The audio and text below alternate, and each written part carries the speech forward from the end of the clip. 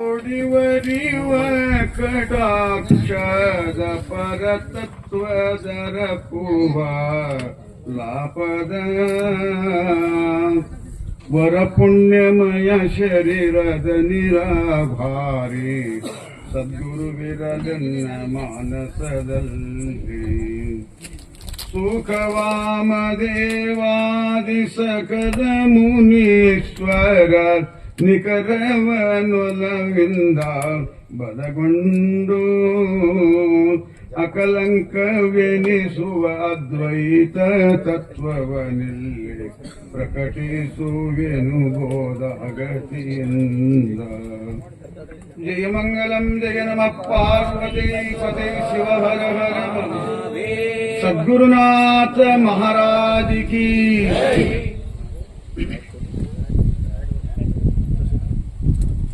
ಪರಮ ಪೂಜ್ಯ ಪ್ರಾತಸ್ಮರಣೀಯ ಸದ್ಗುರು ಪರಮಾತ್ಮನನ್ನು ಪದ್ಮದಲ್ಲಿ ಧ್ಯಾನಿಸಿ ಕಾರ್ಯಕ್ರಮಕ್ಕೆ ಕಾರಣೀಭೂತರಾದ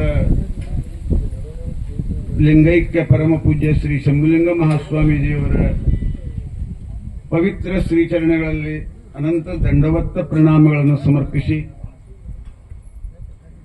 ಇವತ್ತಿನ ಈ ಗುರುಪೂರ್ಣಿಮೆ ಕಾರ್ಯಕ್ರಮಕ್ಕೆ ಬ್ರಹ್ಮವೇದಿಕೆ ಮೇಲೆ ಉಪಸ್ಥಿತರಾದ ಪರಮ ಪೂಜ್ಯ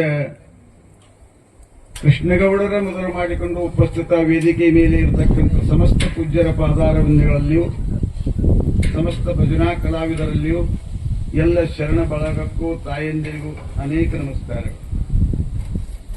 ಆತ್ಮೀಯ ಬಂಧುಗಳೇ, ಗುರುಪೌರ್ಣಿಮೆ ನಿಮಿತ್ತವಾಗಿ ಗುರು ಯಾರು ಎಂಥವರು ಅನ್ನುವುದನ್ನ ಈಗಾಗಲೇ ಎಲ್ಲ ಪೂಜ್ಯರು ಹೇಳ್ಕೊಂಡು ಬಂದರು. ಗುರು ಪೌರ್ಣಿಮೆಯ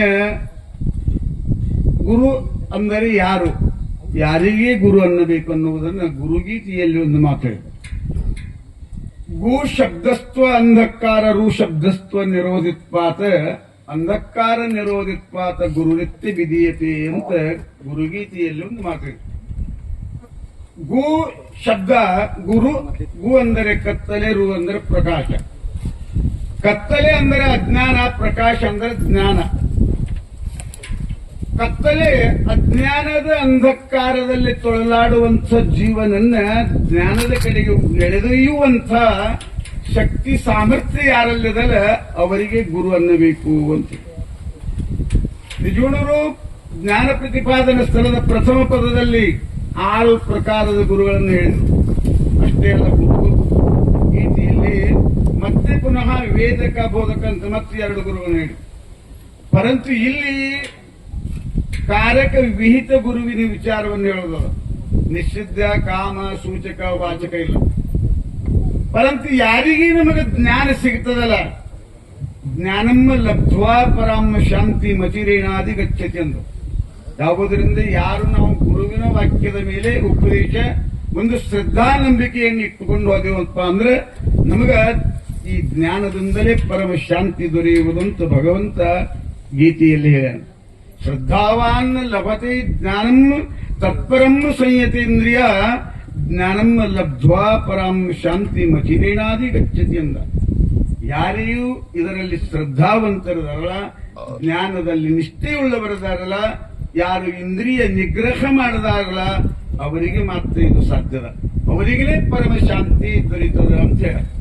ಅಲ್ಲಿ ಜ್ಞಾನಮ್ಮ ಲಬ್ಧ್ವಾ ಪರಾಮ ಶಾಂತಿ ಹೇಳುವುದರಲ್ಲಿ ಧನಮ್ಮ ಲಬ್ಧ್ವಾ ಅಥವಾ ಪುತ್ರಮ್ಮ ಲಬ್ಧ್ವಾ ಹೇಳಬೇಕಾಗಿತ್ತು.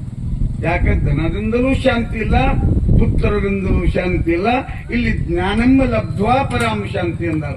ಜ್ಞಾನದಿಂದಲೇ ಪರಮ ಶಾಂತಿ ಅನ್ನುವುದನ್ನ, ಅದು ಜ್ಞಾನ ಪಡಿಬೇಕಾದ್ರೆ ನಾವು ಯಾರ ಹತ್ತಿರ ಹೋಗಬೇಕು?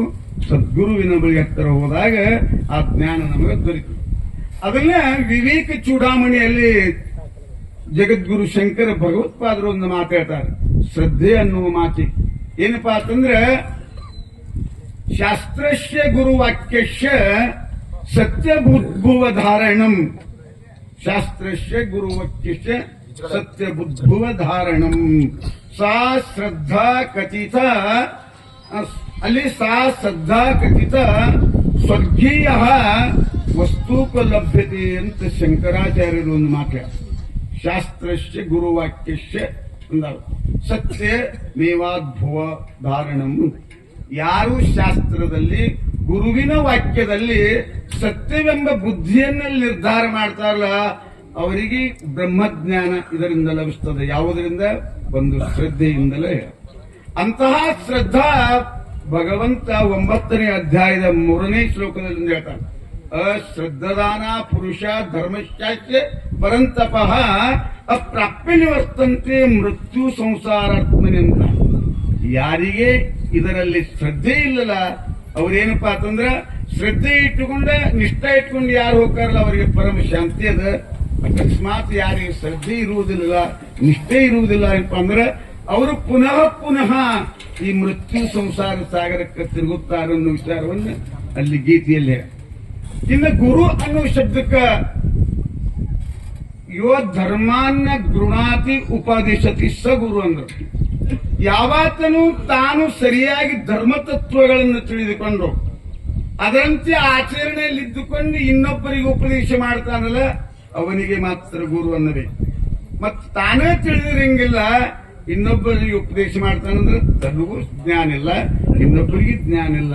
ಅಂತಹ ಗುರು ಆಗಲಾರ್ದ ಅಂತಹ ಗುರುವಿನ ಒಂದು ಜ್ಞಾನ ಉಪದೇಶ ನಮಗಾಗಬೇಕಾದ್ರೆ ಎಂಥಪ್ಪ ಅಂದ್ರೆ ಶ್ರೋತ್ರಿಯ ಬ್ರಹ್ಮನಿಷ್ಠ ಸದ್ಗುರುವಿನಲ್ಲಿ ಶರಣಾಗತರಾಗಬೇಕು ಅನ್ನೋದು ಮಾತ್ರ.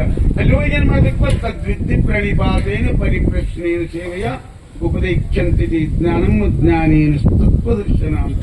ಸದ್ಗುರುವಿಗೆ ಮೊದಲೇನ್ ಮಾಡಪ್ಪ ಅಂದ್ರೆ ಸಾಷ್ಟಾಂಗ ನಮಸ್ಕಾರ ಮಾಡಬೇಕು. ಸಾಷ್ಟಾಂಗ ನಮಸ್ಕಾರ ಮಾಡಿದಾಗ ಗುರು ನಮ್ಮ ಮೇಲೆ ಕೃಪೆ ತೋರಲಿ ಅಂದ್ರೆ ಪ್ರಣಿಪಾತೇನ ಪರಿಪ್ರಶ್ನೇನ ಅವನ ಸೇವೆಯನ್ನ ಮಾಡಬೇಕು. ಆವಾಗ ಸೇವಾಭಾವದಿಂದ ಒಲಿತು ಸದ್ಗುರುನಾಥ ನಮಗ ಆಶೀರ್ವಾದ ಮಾಡಿ. ಯಾಕಪ್ಪ ಅಂದ್ರೆ ಸದ್ಗುರು ಎಂಥ ಜ್ಞಾನ ಭಂಡಾರದಂತಿದ್ರೂ ಕೂಡ ಜಿಜ್ಞಾಸ ಬುದ್ಧಿ ಇಲ್ಲದ ಶಿಷ್ಯನಿಗೆ ಏನಪ್ಪಾ ಅಂದ್ರೆ ಜಿಜ್ಞಾಸ ಬುದ್ಧಿ ಬೇಕವ. ಜಿಜ್ಞಾಸ ಇರಲಿಲ್ಲ ಅಂದ್ರೆ ಎಂಥ ಗುರುವಿನಿಂದ ಕೇಳಿದ್ರು ಕೂಡ ನಮಗೆ ಜ್ಞಾನ ಆಗುದಿಲ್ಲ. ಅದಕ್ಕೆ ಜಿಜ್ಞಾಸ ಅನ್ನುವುದು ಬಹಳಷ್ಟು ಮುಖ್ಯ ಬೇಕು. ಅಂತಹ ಜಿಜ್ಞಾಸ ಬುದ್ಧಿಯ ಒಂದು ಆಶೀರ್ವಾದ ಎಲ್ಲರಿಗೂ ಆ ಸದ್ಗುರುನಾಥ ಮಾಡ್ಯಾನಂದಾಗಿ ಇವತ್ತೆಲ್ಲರೂ ನೀವೆಲ್ಲರೂ ಏನಪ್ಪಾ ಅಂದ್ರೆ ಶಾಂತ ಸ್ವಭಾವದಿಂದ ಅದೀರಿ. ಇಂಥ ಒಂದು ಪುನಃ ಆ ಸದ್ಬುದ್ಧಿ ಸದಾಚಾರ ಸದ್ಗುರುನಾಥ ಅದನ್ನ ನಿಮ್ಮೆಲ್ಲರಿಗೆ ಕೊಟ್ಟು ಕಾಪಾಡಲಿ ಅಂತೇಳಿ 2 ನುಡಿ ಪುಷ್ಪಗಳನ್ನು ಸದ್ಗುರುವಿನ ಸೂಚನೆಗಳಿಗೆ